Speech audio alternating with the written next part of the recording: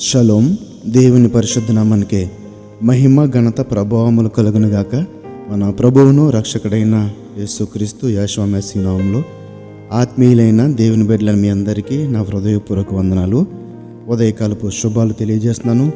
మీకా గ్రంథము 6వ అధ్యాయము 6వ వచనంలో దేవాతి దేవుడి యొక్క మాటను సెలవిస్తున్నాడు. ఏమి తీసుకుని వచ్చిన నీ యెహోవాను దర్శింతును, ఏమి తీసుకుని వచ్చి మహోన్నతుడైన దేవుని సన్నిధిని నమస్కారము చేతును, దహన బలులన ఏడాది దూడలను అర్పించి దర్శింతున అనే మాటను మనం కూడా చూస్తున్నాం. అయితే ఈ మాటను ఇజ్రాయేల్ జనాంగం మాట్లాడుతున్నట్టుగా ఉంది కదండి.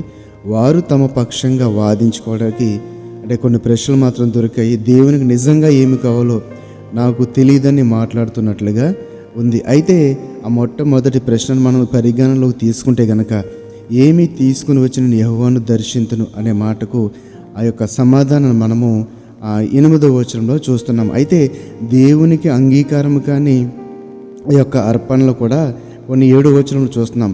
వేల కొలది పొట్టేళ్లను, వేలాది నదులంత విస్తార తైలమును ఆయనకు సంతోషము కలుగజేయన, నా అతిక్రమమునకై నా జ్యేష్ఠపుత్రుని నేను ఇత్తున, నా పాప పరిహారమునకై నా గర్భఫలం నేను ఇత్తున.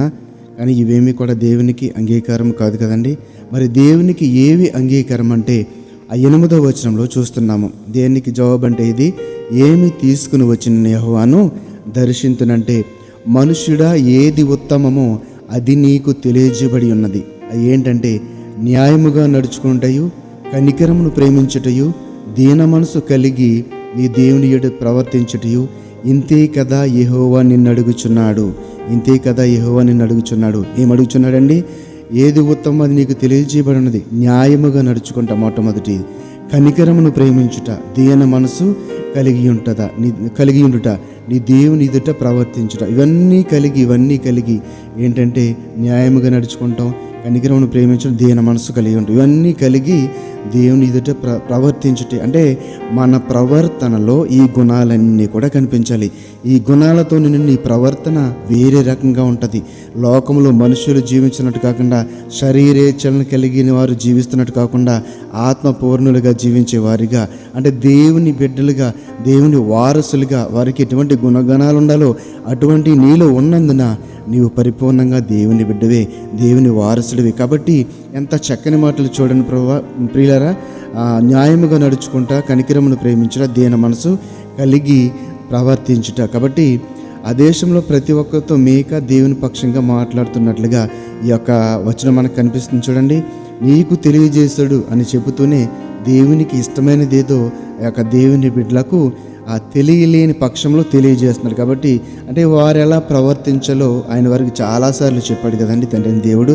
ఎందుకంటే వారందరినీ నడిపిస్తున్న నాయకులకు మోషే కానించి, యెహోషువ కానించి వీళ్ళందరికీ కూడా ఆయన చెబుతూనే ఉన్నాడు. కాబట్టి ఈ మాటలోని మనం విలువైన మాటలను చూస్తే కనుక అంటే ఇవన్నీ కూడా వారు ఎలా జీవించాలో ఆనాడు ప్రవక్తలు తెలియజేశారు. అవే మాటలు ఈరోజు కూడా. ఎందుకంటే అవన్నీ పాటిస్తే కనుక వారు దేవుని బిడ్డలుగా జీవించగలుగుతారు. మనం కూడా దేవుని బిడ్డలుగా ఆయన ధరించుకున్న వారు కానీ పిల్లలుగా ఉండాలంటే అవే గుణగణాలు మనము కూడా కలిగి ఉండాలి. కాబట్టి దేవుడు అంటే ఇప్పుడు మన నుండి దేవుడు ఏమి కోరుతున్నాడు ప్రశ్న వేసుకుంటే కనుక మన ప్రవర్తనలు మనం న్యాయంగా ఉండాలి. మన మంచి పనులు మనల్ని రక్షించలేవని తెలిసి ఉండాలి. మనపై దేవుని కరుణ ఉండడం అవసరం. అంతేకాక ఇతరుల పట్ల మనం కరుణ చూపాలి. మన న్యాయవర్తన మనల్ని స్వనీతిపరులుగా, గర్విష్ఠులుగా చేయకుండా చూసుకోవాలి. వినయం కలిగి దేవునితో కలిసినాడు అంటే ఆయన పట్ల విధేయతతో, ఆయనలో నమ్మకంతో ప్రభువైన యేషువా చెప్పిన ఆ యొక్క మనసు కలిగి నడుచుకోవడమే. నిన్ను వలె నీ పొరుగువారిని ప్రేమించము. ఆ యొక్క ప్రేమను తండ్రి అయిన దేవుడు, ఆయన కుమారుడైన యేసుక్రీస్తు యెహోవా మెస్సీయ ద్వారా ఈ లోకంలో మనందరికీ మాదిరిగా చూపించాడు.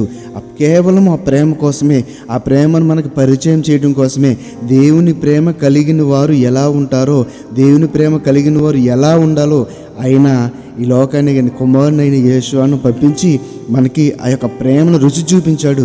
ఎలా బ్రతకాలో, ఎలా ప్రేమించాలో రుచి చూపించాడు. కాబట్టి ఆ యొక్క కనికరమును, ఆ యొక్క ప్రేమను, ఆ యొక్క దీనత్వమును మనము కూడా ధరించుకొని నేను ఏమి తెచ్చి యెహోవాను దర్శించననే ప్రశ్నకు సమాధానంగా ఈరోజు చెప్పమని జవాబు ఏంటి తెలుసా? విరిగి నలిగిన హృదయం కలిగి, ఆ యొక్క విరిగి నలిగిన హృదయంలో ప్రభువైన యేసుక్రీస్తు యెహోవా మెస్సీ చూపించిన ప్రేమ ఉంది, ఆ కనికరం ఉంది, ఆ దీనత్వం ఉంది, అన్ని గుణాలు కూడా ఇమిడి ఉన్నాయి. కాబట్టి ఆ ప్రేమను మనం కూడా ధరించుకొని మనం అనేక మందికి మాదిరిగా జీవిస్తూ తండ్రి యొక్క ప్రేమను పొందుకొని ఆయన కృపలో వర్ధిల్లుదాం. ఈ మాటను బట్టి మన దేవత దేవుడు మనందరినీ బలపరిచి స్థిరపరిచి ఆశీర్వదించును గాక. ఆమేన్. పరిశుద్ధ మహోన్నతుడ మమ్మల్ని కనతండి, నీ పరిశుద్ధమైన ఉన్నతమైన ఘనమైన నామమునకు వందనాలు, స్తుతులు, స్తోత్రాలు. అల్పుడు అయోగ్యుడును నాయన, ప్రతిదినము నీ బిడ్డల ముందుకు నన్ను తీసుకొచ్చి ఈ యొక్క మాటలను చెప్పుటకు మీరు నాకు ఇచ్చే జ్ఞానమునకు వందనాలు, స్తుతులు, స్తోత్రాలు. నాయన, ఈరోజు ఈ వాక్యం బిడ్డలందరి జీవితాల్లో తని ప్రభా మీరు చూపించిన ఆ యొక్క కనికరము, ఆ యొక్క న్యాయ ప్రవర్తన, ఆ యొక్క ప్రేమ, కనికరము, దేని అన్నీ కూడా ప్రభువా మేము పొందుకొని తని ప్రభా నీ బిడ్డలుగా స్వీకరించబడి కృపణ దయచేయమని తండ్రి విన్న వాక్యంను మా హృదయాల్లో నాటింపచేసి ఫలింపచేయమని నజరేయుడైన యేషువా మెస్సీ నామములో ప్రార్థన అడిగి వేడుకొనుచున్నాము తండ్రి. ఆమేన్, ఆమేన్. షలోం. అందరికీ వందనాలు. షలోం.